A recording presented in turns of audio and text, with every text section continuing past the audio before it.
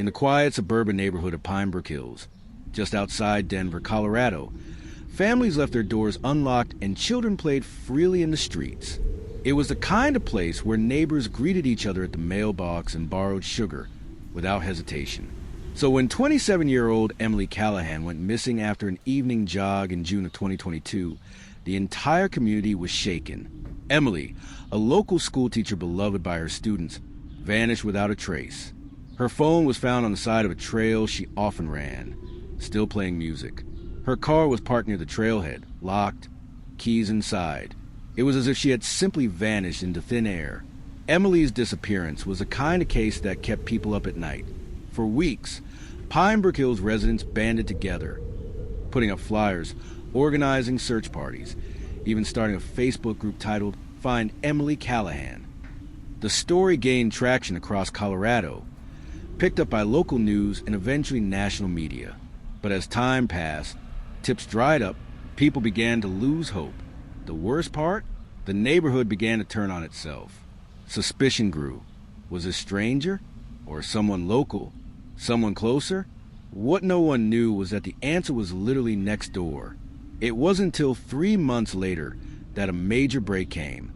A new detective was assigned to the case, Detective Marissa Lee, who had a background in behavioral analysis.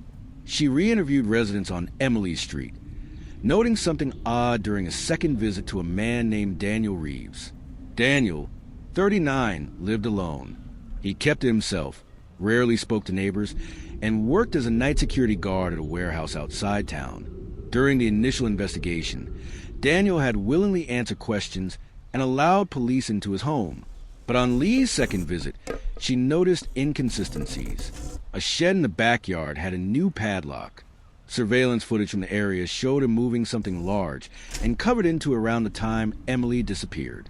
After obtaining a warrant, police searched the shed. Inside, they found a nightmare. Women's clothing, jewelry, a stained tarp, and underneath the floorboards, the remains of Emily Callahan. The forensic evidence was overwhelming.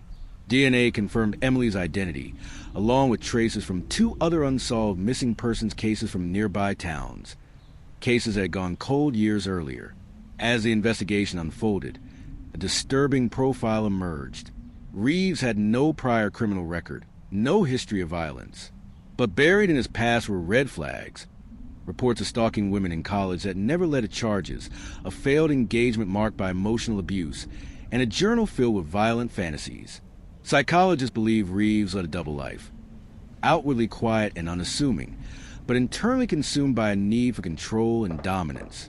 Emily, according to his journal, had been chosen. She passed by his house on her runs. He watched her for weeks, planned, and executed.